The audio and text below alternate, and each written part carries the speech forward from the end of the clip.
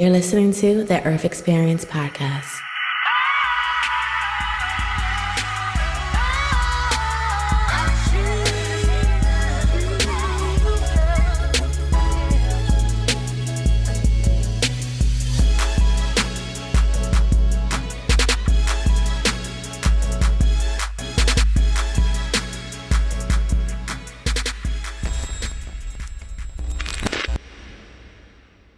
Ooh, that is a deep question without even getting into it. I love that so much. I am Tara Clark. I am the founder of a brand called Modern Mom Probs, where I like to say that I try to solve the world's modern mom problems. And if I can't do that, at least we're having fun talking about it. I am a wife. I am a mother. I am a daughter. I am an only child with an only child. And I have 3 cats, and I live just outside of New York City, and that is who I am in a nutshell.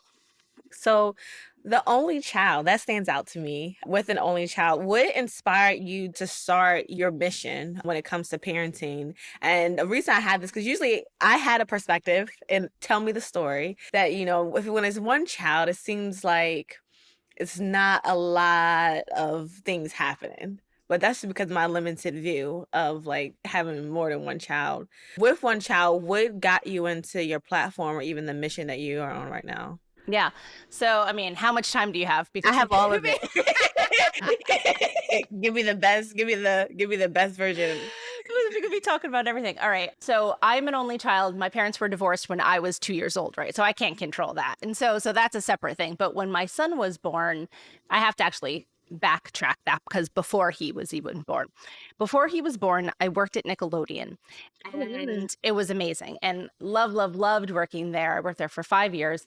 And unfortunately, we had struggled with both pregnancy loss and then unexplained infertility. And so that's like a whole podcast episode all by itself. Yeah, That'll be an hour-long conversation just about that. But when we were going through that, and there was a time where we were at the fertility doctor's office early in the morning. It was like 6 o'clock in the morning because those offices open really early. So you could like go there before you go to work. And my husband and I were both there. And I remember we said to each other, if we have this like one healthy baby, we will never ask for anything ever again. And we came to this point where we were almost like pleading and like begging with the universe, like, hey, like, this is it. This is the only thing that we're ever going to ask for. Like, you give us this one blessing, this one gift, and we'll never ask for anything else again. And we'll never try to shake the scales, shake the balance of that. And that really stuck with us. And so when we did ultimately have our one healthy son, and we were living in New York City at the time, and space is also a consideration.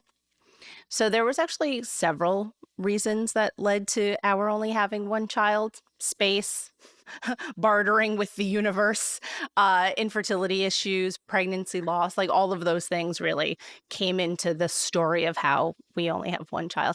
And being an only child, I liked being an only child. Yeah. And it was just like my mom and I, and we were really close and we got to do cool things and got to have like good resources because I don't know what we would have done if we would have had a whole bunch of us, but she gave me her full and undivided attention when she wasn't at work. And like I said, she gave me resources that otherwise I don't think that we would have been able to have if there was a whole bunch of us.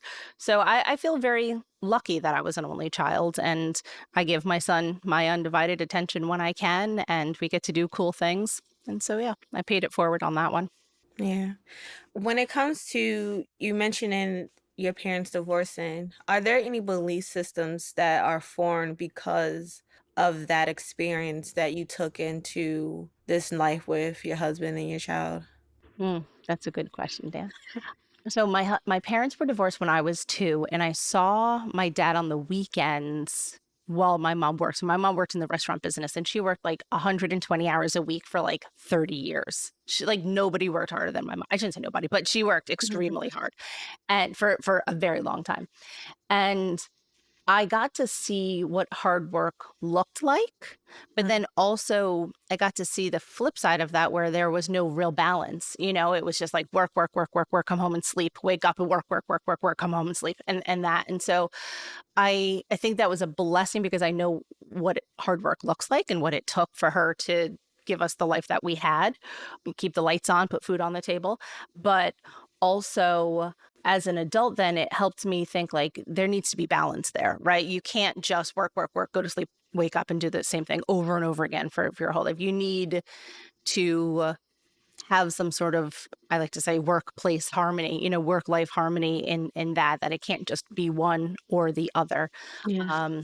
And so I think that was a big part of my childhood that informs me now. I'm also a really fiercely independent person, and I don't know if that happened because I was staying home alone really young, Yeah. or I sometimes say I raised myself, so I'm definitely really independent because of that, and that still carries through into my adulthood. So I think there are a lot of lessons that I've learned through the upbringing that I had. Unfortunately, I'm like a real people pleaser.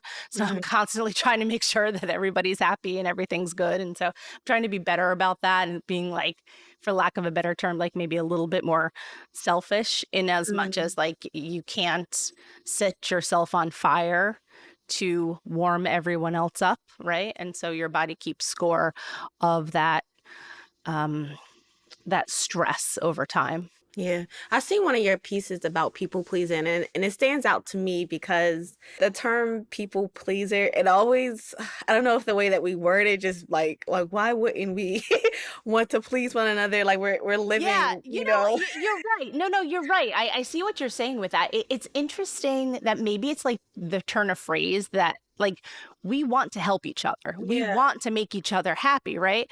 But I think the key, and this is where they don't say it in that phrase, is we're trying to help each other, but not at the expense of our own Yeah, mental health. absolutely. And I think that's where it's sort of there's a disconnect between that phrase and what the concept actually is. So when did you identify yourself as a people pleaser? Like, was there a story attached to it? Or did you start to hear the phrase and you were like, oh, I identify with it? Or are there moments where you say, okay, this is people pleasing and I like this, or this is people pleasing and it is detrimental to me? You can go whatever direction, because I know I went. Yeah, no. I see what you're saying with that. One, it's probably a whole lifetime of that, Yeah. right? So it's like what's one story? I don't know. It's like my whole lifetime of waking up and living my life. I think it really is when people online or in books started to use that as a phrase. Yeah. And then I started to see it more frequently, and I was like, oh, I identify excuse me, I identify with that. So that's when I was like, oh, I see that. That's relatable. I get that. But for me, like I said, I've always done it. I went to Catholic school growing up, and I feel like that was always a big part of who we were, because we were expected to put others before us. And that was like a big part of, want to talk about belief systems, like that was a big part of what we learned in school. And I think that helped me because I do care so much about others and so deeply about others. But again, sometimes it can be at the expense of your own comfort and your own mental health. Okay, so we got here. I was wondering where we were going to get here. Catholic school. I don't know too much about the Catholic faith. I had a friend that grew up in Catholic church, and I visited with her. But the term people pleasing next to Catholic school and growing up, I feel like that could probably spread with a lot of different upbringings in any religion, where it does seem like it's at the detriment, and you're trying to organize whether or not, am I doing this because the faith is telling me this, or am I doing this because I don't want anyone else in the faith to make me look a certain way? Because you also mentioned the universe earlier, so I'm thinking there might have been some transition, but you tell me, what's the story behind where your faith started and where it is now? You are a smart woman. You are a smart, insightful woman. Just know that you are a smart. I accept it. You are. So I went to Catholic school from kindergarten all the way up through college. And part of the reason you wanted actually This is funny. The reason why my mom put me in Catholic school at the time was because it had full day Catholic school, full day kindergarten versus the Oh, public school had only half day. yeah. And so she needed me to be in school all day because she couldn't come pick me up because she was at work. Uh-huh. So she put me there because it was full day kindergarten. And then that just lasted, like I said, through elementary school, through high school, through college, and that was that. So I wouldn't necessarily say that we were religious people because we weren't. We didn't go to church on Sundays. And we are Sicilian American. And so being Sicilian American, you're sort of just like Roman Catholic. I don't want to say by Right. default because that's not Yeah. true, but like for my family, we were. But again, not particularly religious, but they had full day kindergarten and she needed Makes sense. childcare. You want to bring it down, back down to it, she needed childcare and they provided childcare. But going into faith, yeah, I learned everything about religion in especially the Roman Catholic religion in Catholic school. We also learned about other religions because that was a big part of it is that you need to understand other religions to understand people, right? Yeah. And so as I mentioned earlier, putting yourself last and putting others first is a really big part of religion, whether it's Catholicism or regular Christianity or something else, right? So Mm. I think that that is a theme that tends to be common amongst two different religions. Now, if you would ask me where I am now, no, I am not practicing in anything really. Sometimes people say like, oh, are you spiritual? Yeah, I mean, I might attribute something to the universe, a higher being. I don't know at this point. I have, Mm. 18 years of religious foundation because of going through religious school, but I was in college and I had a professor who was a priest. He was a Roman Catholic priest who point blank told us the Bible is a collection of fictional stories. Mm. And he went to seminary. He studied Bible. Like it was literally his job. And he was telling us that they were fictional stories written to teach people lessons. And so that always stuck with me, the way that he taught that course. And so that's sort of how I see religion. I love history and I love art. And I think that religion, especially Roman Catholic religion, does a really great job of blending all of those things where, it's a little bit of this and a little bit of that and a little bit of this culture and a little bit of that culture and the histories, and it kind of comes together. So that's, yeah, it's interesting. I don't often unpack this kind of stuff. Yeah. But I, like I said, I do have the background because of all that schooling. But now, no, we don't practice anything. Do I celebrate Christmas? Yes, but it's like American commercial Christmas. Yeah, yeah, You know what I'm saying? It's like yeah. Santa Claus Christmas. Same thing with, Easter or any of those things. It's like, I don't even know. We don't even really do much for those holidays so much anymore. But if you were to ask me, Tara, what are you? I'd say I'm Christian Mhm. because that's how we were grown up, which again, Christian is different from Catholic too. So it's different. I know a lot of people who like to call themselves like recovering Catholics. I've heard that phrase online a lot. And I can sort of identify with that because that's the system in which I was raised with, schooling and everything like that. But I'm really very non-denominational now. Yeah.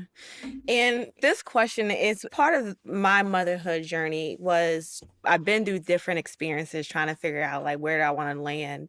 And I've had like things that stood out to me like, okay, I have faith, I believe in something, but I'm still in an investigative mode with it all. And I'm leaning towards like, okay, this makes sense. At least this is keeping my sanity. But I thought about my children. I had this conversation with a friend, and it's so funny that you mentioned Nickelodeons because we were just talking about one of my childhood dreams were to be on a Nickelodeon show called All That, Oh, and they said, loved "Are all you that. all that?" I was like, "Yes, I'm all that," and Yes, I am. I am all that. Yes, you are. I put in the tape, but I got in trouble by my mom, and she never paid attention to anything. But I got in trouble, and she didn't let me put in a tape. And then we were talking about like later on, like maybe that was for the better because now all these stories are coming out. It was probably for the better. Yeah, Yeah. but I was thinking about that because when you were mentioning the faith and the children, my idea was like, how do I, like, my mom like altering that decision for me, like, for a long time I was just like, what if I was all that? But then I was like, there's some guiding, that she may have done, who knows, to help me. But now when it comes to faith, it's like, should I be guiding my children, even though it felt like I also was default to this religion because I grew up in it? I had to find my own way. But when I was in it, was like, you do this. Like, there was a little bit more like, this is a part of who we are. This is the belief system. Now it's like I'm figuring out, I believe that now, but I don't take that. For my children, I don't want you guys to not have this experience because I have like a weird experience with it, but I also need to guide you through it. Do you have those conversations with the family? Does faith just not come up? It's not a part of something to consider in this motherhood journey, or do you think about it at any? It's a beautiful question. We have spoken about it and we do speak about it. My son is very science-based. So if you were to ask him, he would say, well, no, because X, Y, and Z, this science reason or that science reason. However, we were just in Italy a few weeks ago and we went to St. Peter's Basilica. We went to the Vatican, which was all part of our tour. We went to a couple other beautiful cathedrals, and one can't help but be in a sense of awe when you're walking into these gorgeous, huge cathedrals with this artwork and the history and the Yeah. craftsmanship that goes into all of these different things. And even him, and Yeah. even he walked in and was like, wow, wow. But I think the wow was the awe is also part of the human, like I said, the craftsmanship that goes into creating these. It wasn't that God, snapped his fingers and then made these beautiful cathedrals. Like people, men and women, Yeah. worked hard to build these things, and Yeah. they're incredible. So yeah, I think that helped him understand things a little bit more. And occasionally he'll ask something about religion will come up. And I always know these things because, again, I went to school. And so I learned Yeah. it as part of my education. And he'll be like, how do you know that? I'm like, oh, I learned it in school. Yeah, yeah. like a Bible story, Yeah, something yeah, like a yeah. Bible story or something like that. And he'll be like, what do you even know? Yeah. Because we'll be in the church and then they'll have like the different Bible stories around the building or something like that. And I'll explain what they are to him. And he's like, Yeah. what? So he's just not familiar with those things. But in our house, like bringing it back to answer your question, in our home, we talk a lot about being good people and caring about others and doing the right thing and making good decisions, and not necessarily tying it back to a specific religion. We're doing those things because they are the right thing to do, not Yeah. because someone's telling us to do them or they're expecting us to do them. It's because intrinsically that's right and wrong and good and evil and that kind of stuff. Yeah, it's a really interesting conversation, the good versus evil, even the religion versus the belief in God. I see that a lot in I guess I would call it my study of like, what does everybody believe in? Yeah, no, that's a Um, study. I'm with you. Yeah, that's very much so. Yeah. yeah, it seemed like a lot of us, and I say us maybe because that's the algorithm just showing me people who are like all like in the same space, but it's like there's something that we don't like about religion, but we want to hold on to some type of faith system. And some people feel comfortable with different language. Should I say God? Should I say universe? When it comes to you, do you believe in a God? And if you don't, why or why not? I do believe in God. And at the same time, then I still will say we were praying to the universe about hoping for a healthy baby, right? So Yeah. I don't know. I sometimes go Back and forth. back and forth with that a little bit. Also, I guess it depends sometimes who you're speaking with, because you don't want to insult somebody Yeah. if they don't. And so you're trying to be understanding, if that makes Yeah. sense, right? So that comes into it. But I do believe in God, and it's hard, like I said, to have 20 years of Catholic school and then not, think of anything like that. I do think that we don't understand him exactly as it is a concrete this thing, this thing, this thing. I do think that there is a higher power who miraculously did the Big Bang and all of the things that precipitated from that, right? So, well, because what else would have been there before that? I don't know. Yeah. You know, it's interesting. I want to make space for what you said because I think this is a delicate topic depending on what seat someone is sitting in. If you mention like religion or God or whether or not you believe in one thing or the other, there's like different groups that might get in an uproar if they, like, let's say they follow someone and they say, oh, I find out that this is their truth. I think it's just one of those conversations that I probably have been poking because I never got why we keep certain things like is like a hidden thing. Like I feel like we should be all exploring together, trying to figure out why this is uncomfortable for us. Maybe we can learn from one another on a topic and then also try to practice listening, even if we don't believe in the same thing. Why are we uncomfortable making space to figure out like why do you even believe in what you believe in? Why do you think they no longer believe in this? Or why do you think they shifted or all these things? And I feel like there's always a good story behind why. And for me, the even if belief system is not necessarily talking about faith, like a church or anything like that, it goes into topics like motherhood. So like now when I talk about like shifting the conversation about belief systems, it goes back to when I think about being a mother. Where am I getting those ideologies from? Where am I getting it from? Like for me, it was like my grandmom, was like she was like a superstar to me being a mom. Like she had like 12 children. I was like, wow, how'd you do that? And I thought that was cool. And I know that that stemmed from like, her belief system, but she was heavy in the church. And they all kind of just start to like merge together. Yeah, Um, that makes sense. That totally makes sense. let's play a video. Oh, yeah. Be a little, it's from you. Yeah. I thought you had really good conversation starters here. So we're going to take a look at it and then we're going to just review it. This is exciting, Dan. I'm glad that you think so. Yeah, it is because it's so different. You don't know what's going to happen next. No, one, I don't know what's going to happen next. Two, I'm game, and three, I'm on podcasts pretty often, and it's always like the same kind of conversation. It's like, tell me how you got started, tell me this and that. Like, how can I don't know, grow my following, whatever. But this is like deep. You are doing some real work here, and so yes, I appreciate you. I mean, I really appreciate you sharing that with me because I'm in this space where like I don't know what I'm doing. I just know what I'm interested in, what I'm passionate about. Like I love people's stories. It's like I literally can sit there, I don't care, and sit there. Like I was at the park one day and it's like it was these two men telling me all of their stories. They're like best friends.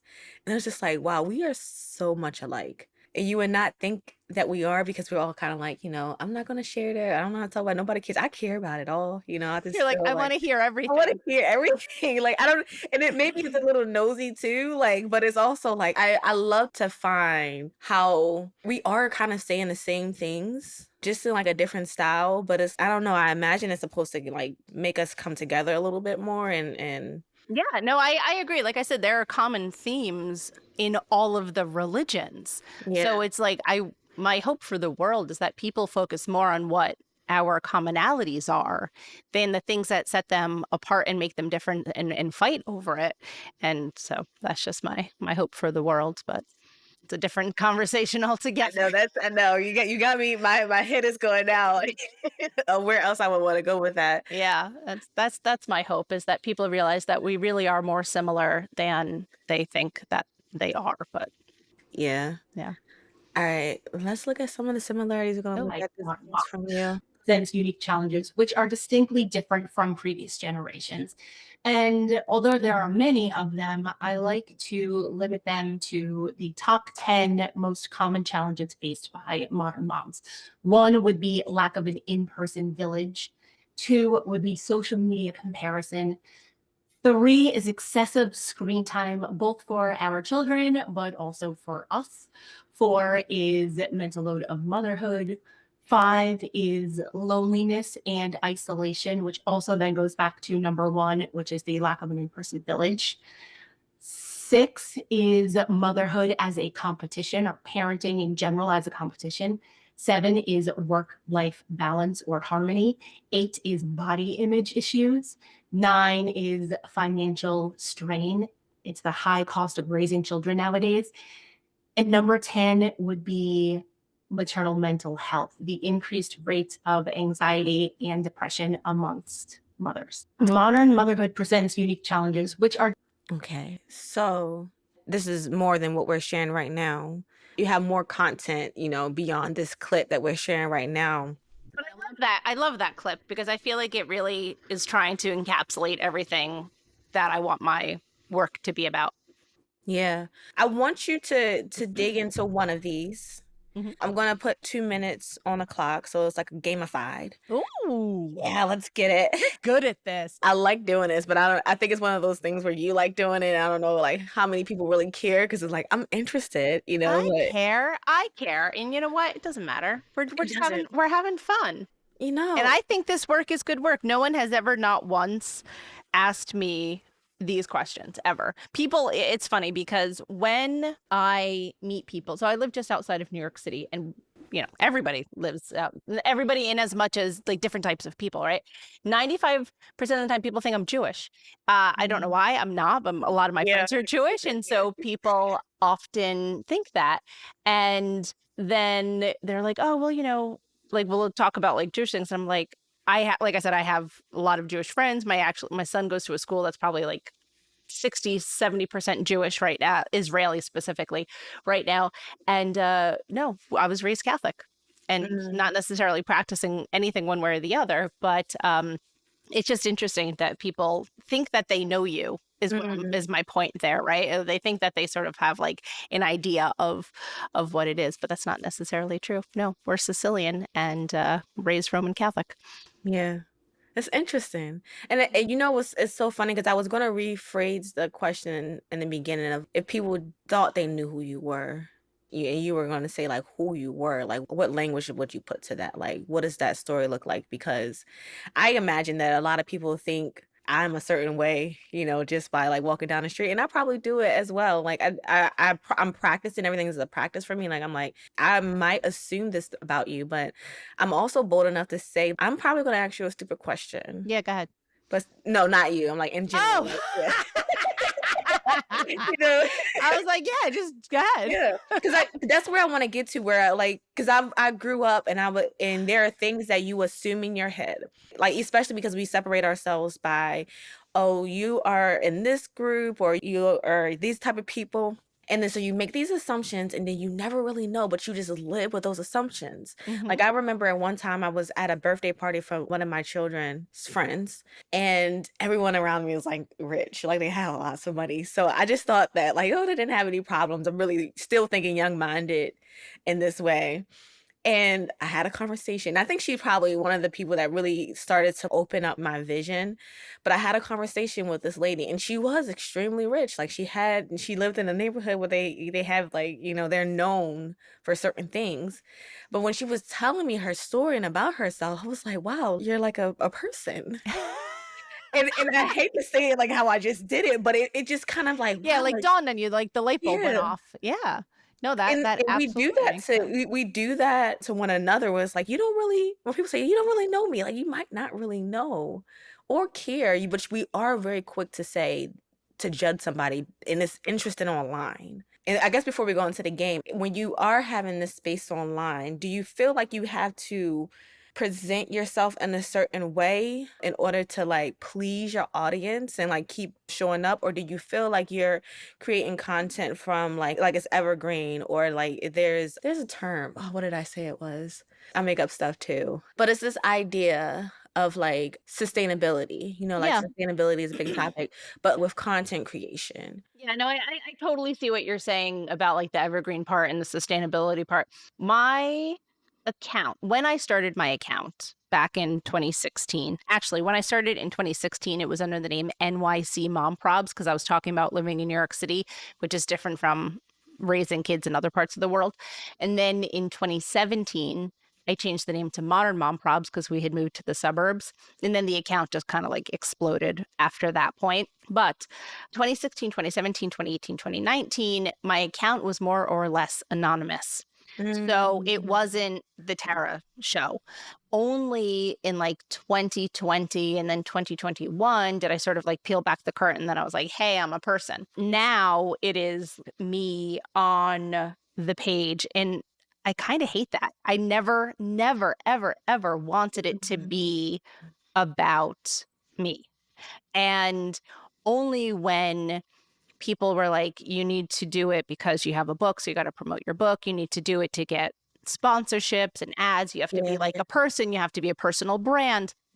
Only then did I begrudgingly say, all right, fine, I'm Tara. Hi, here I am. And so that was never the intention of the account. The account always, I wanted it to be focused on the problems. What are the modern mom problems? And whether they were funny, silly things, or whether they were serious, I wanted it to be about the problems. And so I'm still trying to kind of like bring it back to that, because a lot of reasons. I wanted all modern moms to identify with these modern mom problems, not just a white woman from New Jersey.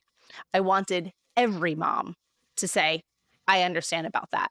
I am lonely sometimes. I need a friend. All of those different things. And because it had to become more of a personal brand thing, then I didn't want to alienate people because of who I am or what I look like. Does that make sense? Because then I think that takes away from what the concept is. That's something that I'm still sort of like thinking through and working through, because it's like, how can I talk more about it without it being, like I said, Tara Clark? So that's sort of my one thing. I got so off track there that I forgot where I was going with it. No. You actually answered it, but did you have more? No, I think that's what it was. It was that I always wanted it to be not about me, but to be about the topics at hand. And I'm going to try to, in the next few months, bring it back to the topics, because people don't care about me and about what I'm doing. And I don't want people to necessarily, well, I mean, I guess, but I don't necessarily want people to care about me and what I'm doing. I don't. I want people to get value from the account or from my podcast or any of those things, not because I'm like, oh, look at my outfit. That I've never really been that kind of girl, you know. Occasionally I'll post something. I went to the Beyonce concert and I posted my Cowboy Carter outfit. But like, aside from that, I don't really post a lot of outfits and stuff like that.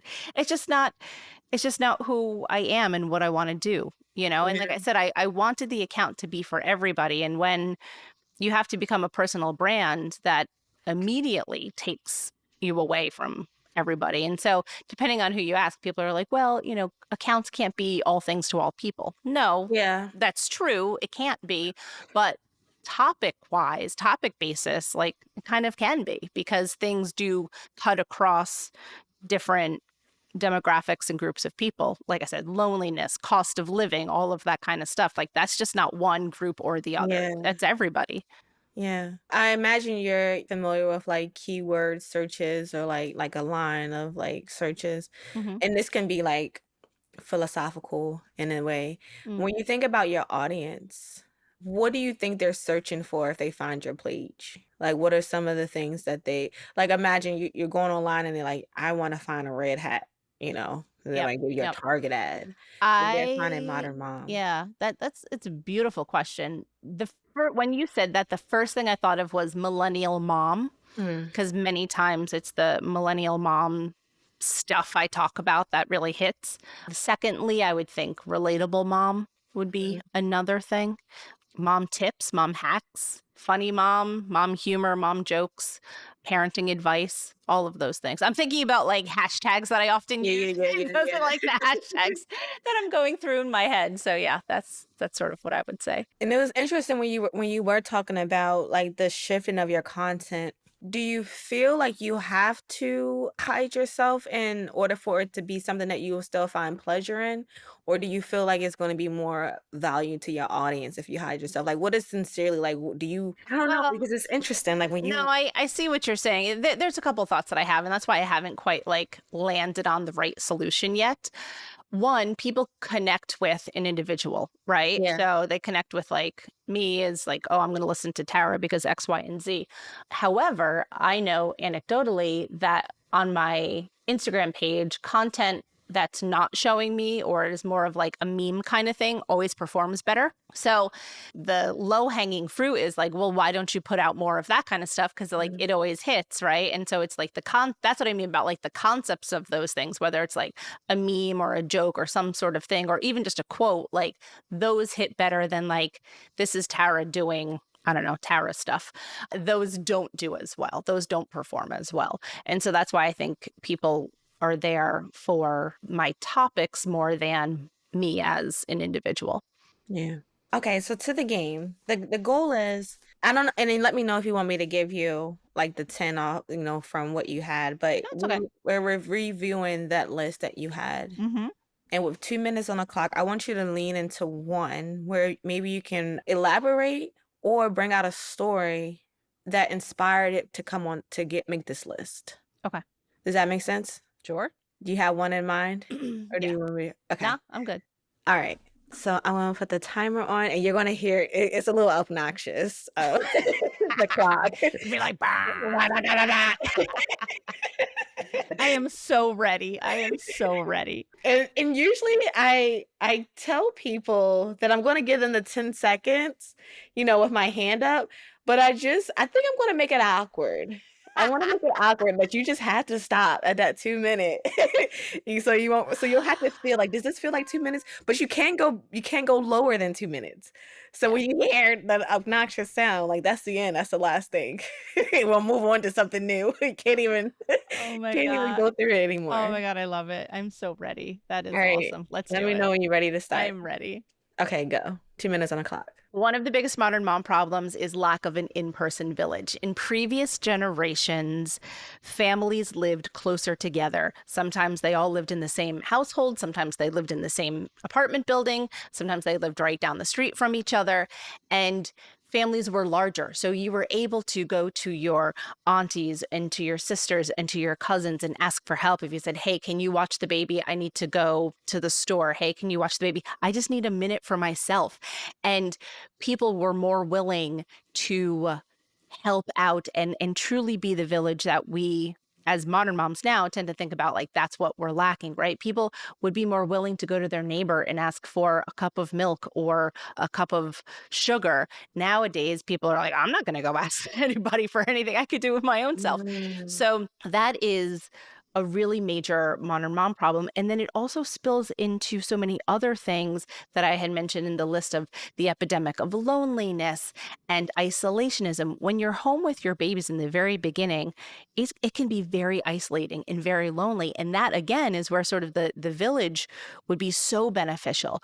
When a mother has a baby in other parts of the world outside of America, not only do the parents have paternal paid leave, but also there are systems in place where people are taking care of the mother so that she can get the rest that she needs to be able to heal from the birth in order to then someone else is taking care of the baby, right? So the mom is taken care of and the baby is taking care of, both things. And unfortunately, currently in America, that's not necessarily the case. Families are smaller. They live further away from each other. They're not down the street from each other. They're not in the same apartment building. They might be living in California, New York City, Atlanta. They're all over the place, right? And so, unfortunately, people are isolated, and that leaves moms. Oh, you don't having it's not as loud. That's okay. But I was going to say my last statement was just going to say that leaves moms without an in-person village. Yeah, I'm so glad that you chose this one because I think this one was a really important one for me to. The village. I actually had a conversation with my cousin. She was in her 20s when she wasn't here anymore. But I just we had a conversation about a village and she had wrote a poem about it. But I realized there's just something about the world now that we say exactly what you said. It was like we're going to do it on our own and we isolate ourselves. But I don't think we realize how we're doing that to our detriment. But I'm not even sure like how it formed itself. Trying to figure out the root of it could be the generation before could have seemed too involved and you wanted to get away from them. And then like, I don't know, but I'm like, why did I get away from the village? And I'm now trying to establish a new community, a new village that I want to form because it's like, if I had my default village, I would appreciate them, but they might also get on my nerves. So how do I get the village, that like, we're all friends, but it's just like, I don't want to put too much weight on one and I don't want the weight either, because I'm trying to like survive it. So it's a very delicate dance when it comes to like creating a village as a mom. Because I know like for me, Mhm. because like I could not do this by myself. I didn't know what motherhood was. I didn't know what I was signing up for. And it's like even once you sign up, you don't know what to do next. Like it's not like you can say, "Hey, go back to Target. Can I get a return slip?" You know? It's like No, you're right. I think it's a delicate dance. I think you said that beautifully when you used that phrase. That's really what it is a delicate dance of motherhood now, and then the interpersonal relationships and the dynamics in your family change. Everything changes. so do you have a village? No, it's interesting. I want to go back to one point that you said about like when did it change? I had read something not that long ago about in the 1950s there was a concerted effort in the media to promote the nuclear family, meaning a father, a mother, and their children in their house, independent from anyone else. And so that's where it seems where the shift happened. So it was after World War II. So it would have been like kind of like after our grandparents, or maybe I guess maybe for our grandparents, but there was a concerted effort that was like, this is the American family. They're living in their own house by themselves. And that's when things started to shift away from where people had been in like the previous generation, where there was more of a community and more of a village. So I just thought that was interesting. I don't remember the exact source on that, so like, don't quote me, but I read that as part of the American history, and that's where that shift started to take place. And then people started to get more independent because they're all in their little like suburban houses in a row, boop boop boop, like Yeah. so. Yeah, that was that. But going back to answer your actual question, I do not have a village. As I said, I am an only child, and I just have my mom, and she worked a ton. So even when my son was born, so that was really hard. And we do have my in-laws who live about an hour away. But let me tell you a quick story about when my son was born. When my son was born, we were living in New York City, and my mom and my in-laws came in the day that he was born, and they stayed for about an hour, and then they left. And then maybe a week or so later, the moms came, my father-in-law dropped them off, and they came to help out, and I'm using that in quotes. I took a shower. It was the best shower I ever had. It was like I washed my hair. I was like, this is God. This is amazing, right? So Yeah. I was feeling good. And then they were like, oh, we're going to go out and get our eyebrows threaded. And I was like, okay. And so they went downstairs and they got their eyebrows threaded, and they were gone for like 2 hours. And I was like, where? Like, I was starting to get worried. I was about to put the baby in the stroller, like in the bassinet stroller, and then like go find them. I don't know where they are. They're walking the streets of New York City. And then finally they came back and they're like, oh, well, we like got our eyebrows threaded, and we got some coffee, and then we walked around and we went shopping. I was like, what? What? Yeah. And so, and then like a half an hour later, then my father-in-law came and picked them up and like drove them home. And that was the only help that I received when my son was a newborn. That was my story. So I didn't have anybody coming and helping or cleaning or doing anything like that. I had one really nice shower. It was a beautiful hot shower. And then they were just like, yeah, we're just going to go hang out. And I was like, what about me? What about me going to hang out? Yeah. So that's my newborn help story. When you think about it from your lens, do you ever find yourself, because your account, I imagine, is to reach other moms during this time, like that may feel the same way you had. Yeah. Do you feel like the account helped you? Like I've heard this theory that content creators are actually doing some healing work, and even though like people might say, oh, like you're just like showing yourself, it's like you are seeing yourself. Yes. Some of my work is like, I call it like rejection therapy. Like I don't know if you're gonna get my idea, or if I come across like too wordy, but I'm here. We're not gonna all be here one day, so hopefully I could just try something I like. Yes, yes. To answer your question on that, I agree 100%. I once wrote a quote, this was years ago, that said, "Be the friend you wish you had when your babies were newborns."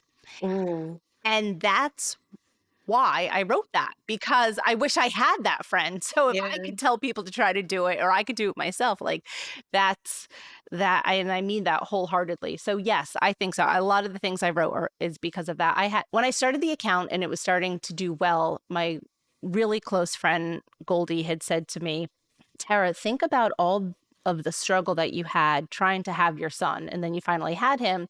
You're like, maybe that was part of the journey. Maybe you needed to have that struggle in order to then be able to tell those stories online through that. And I see what she's saying. And I think she was right in saying that, you know. I hadn't thought of it at the time, but it made me feel better thinking Yeah. that had to happen in order for this to happen. Now, I don't know if that's necessarily true, but, you know, sometimes things are just, you know, happen the way that they do in the universe and in our life's journey. But it comforted me a little bit to hear Yeah. that she was like, you had to do that so that you could share your story and be able to help other people.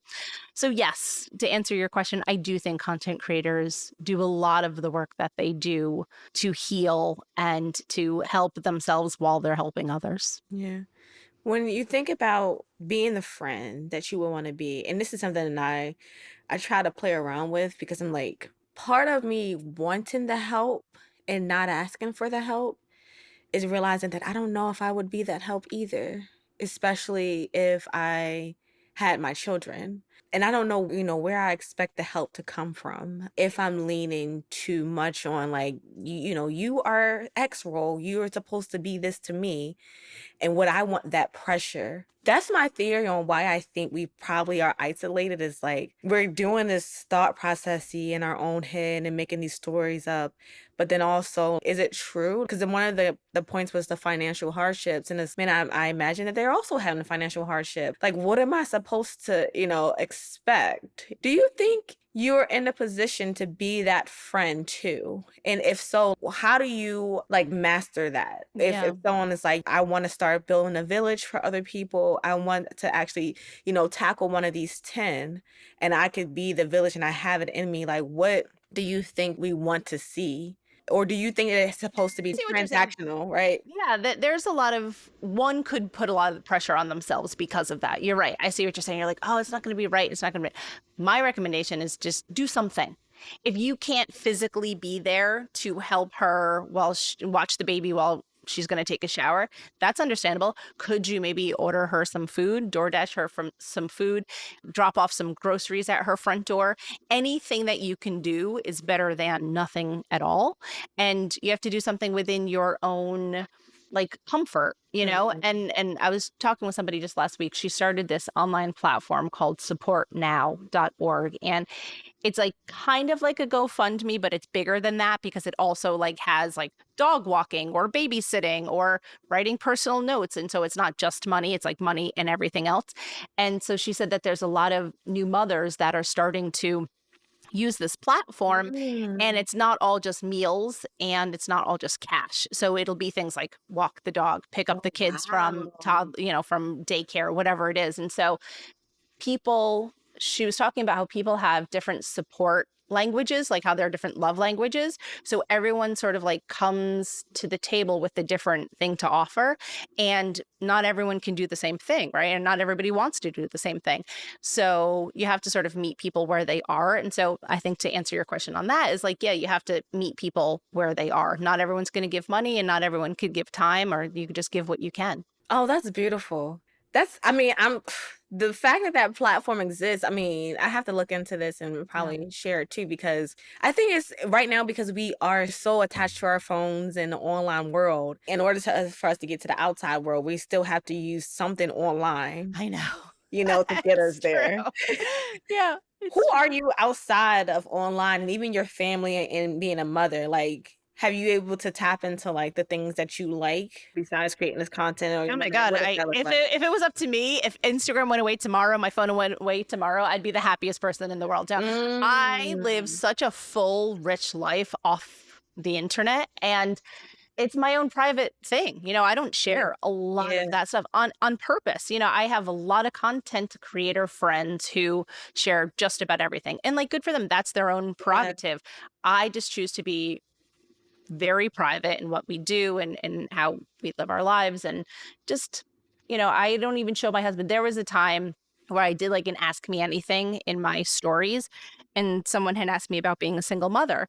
And I was like, oh, no, I'm married. I've been married, but she just didn't think I was because I never show my husband. And Mm, so that's the sort of thing, like I choose to keep certain things private or not. I mean, I never at any point said I wasn't married. Like she just assumed that because she yeah. never saw him. So that's just our own prerogative. But I love living my life the way that we live it. Yeah. And if anything, I would much rather not have to ever like post or share. I don't feel like I need that validation. And if Mm. any, because I feel confident in myself. But what I think is the one thing that really frustrates me is the anxiety of being like, oh, I have to post content. Oh, I have to do Mm. something. That weighs on me more than anything else. So that's why I said if, Instagram and social media went away tomorrow, I'd be like thrilled. I mean, one, I'd have to find a new job, but Yeah. that's a different story altogether. But two, no, I would be very happy because I'm fine living anonymously, just going through my life. Like, That's interesting. So your income comes all from social media content.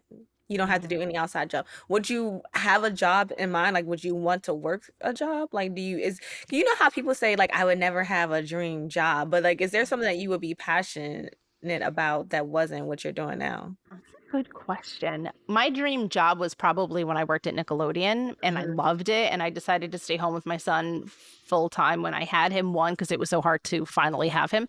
And then two, I wanted to go part time and they were like, no, it's like full time or nothing. So then I was like, Yeah. all right, I'll stay home with him.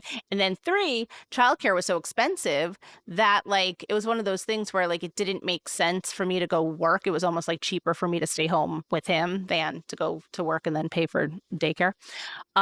So there was a lot of reasons into why I decided to stay home, but that was a big thing. But I guess, I would love to go back to Nickelodeon. That was tons of fun. Yeah. Media has definitely changed in the last 13 years, but it was a wonderful company while I was there. Super smart, creative people, lots of fun. We had a cafeteria, which had like subsidized cheaper food. And so I loved going to the cafeteria, and that was tons of fun. Yeah. It was like college. Yeah. Well, I know we're coming up on time. Is there any story that stands out to you, and you can go in whatever other direction that you want, that really makes motherhood the best choice for you? Beautiful question. I love being a mom. It's funny. I was thinking about this just yesterday because my son and I were at an amusement park and it was just the two of us and we were just like vibing and having a great day. And I was just thinking like how much I love being a mom and how much I love being his mom. And I would never want people to think because of the content that I produce or share out there that I don't love being a mom every second. I do. I love it. It is my calling. It is what I've tried so hard for so many years to have. And then finally, like I said, we had him, and it's not the world's easiest job, right? But Mhm. it is, I think, the world's most rewarding. And I would never want people to be like, oh no, she hates parenthood or anything. I don't. I love it. I absolutely love my child. I love my life. I love making memories together. I love working through things together. Some days are more challenging than others, but hey, that's life, whether you had kids or not had kids, right? So I love being a mom. It's really my favorite thing. Yeah, I think it's something I really want to highlight in maybe a video if I can get enough mothers on, because I don't know if you ever hear the content online about like child-free moms versus those Mm-hmm. who have moms. Mm-hmm. And I usually hear them clashing, like, this is why, or you're selfish. Yeah. But I'm also interested in like, okay, maybe there's reasons on both sides, why it makes sense. But whenever there is the question on, why someone decides to be a parent, there's like, it doesn't seem like there's a lot of like, it's just not like, what I'm saying is sometimes child-free moms make good cases. Yeah, no, I see what you're saying. My brother-in-law, so my husband's brother and his wife, they are child-free on purpose.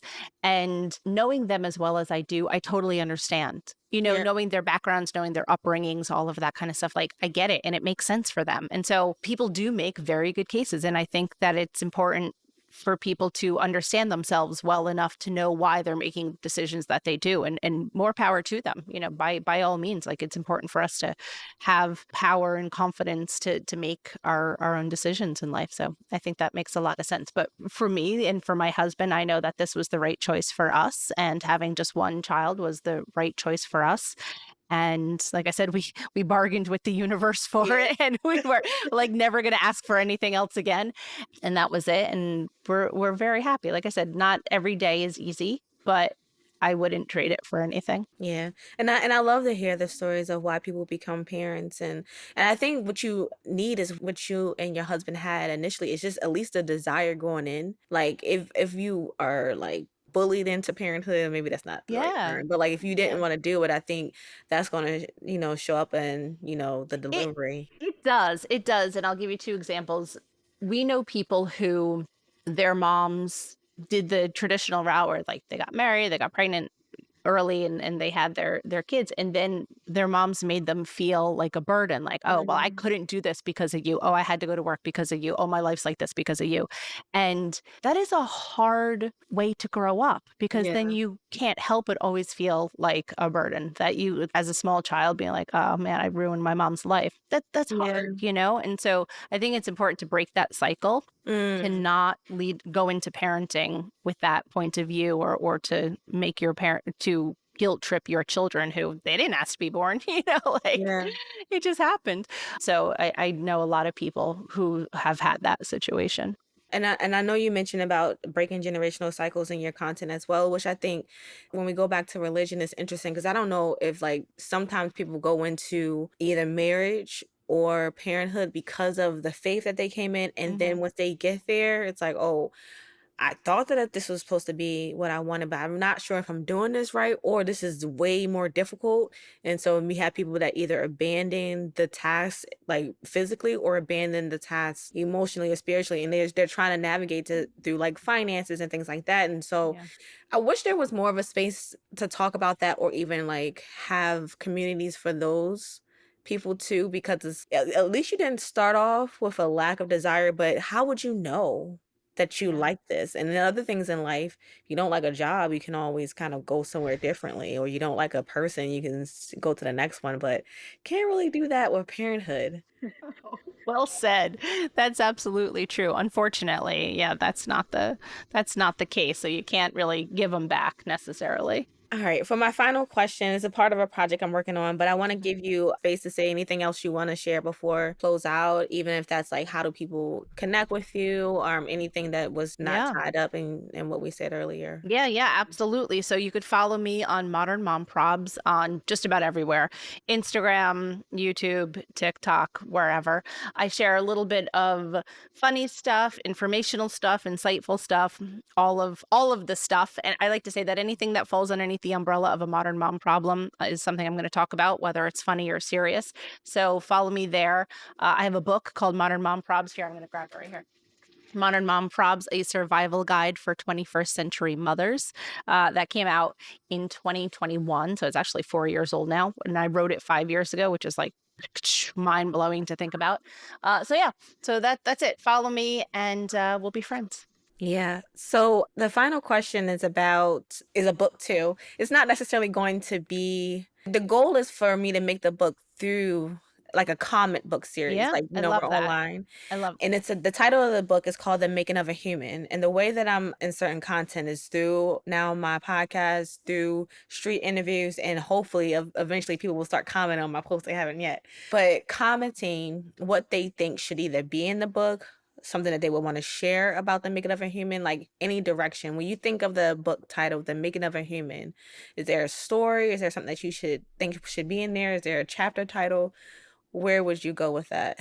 Ooh, that is a beautiful question, and one that I could kind of like sit on and think about for a while. But one thing that I would definitely say is trust yourself. So whether that's a chapter or just a blurb or a paragraph or something like that, so many times we're raised hearing things in our ear. This is what you got to do. This is how you should be. This is what you should be doing, this and that. And then you like follow those for a while and you're like, wait a second, this doesn't make me happy. This isn't what I want. And I think it's important to listen to yourself and to trust your gut and to choose shed those concepts of you should be doing this is what you got to be doing, all of that kind of stuff. And so I would definitely say trust your gut, listen to yourself. Wonderful. Well, that's it, everyone. Thank you so much for sharing your time with us. Until next time, hold on to you as much as you can. Hold on to your health, your well being, and your mind. Be mindful. Bye. Breathe.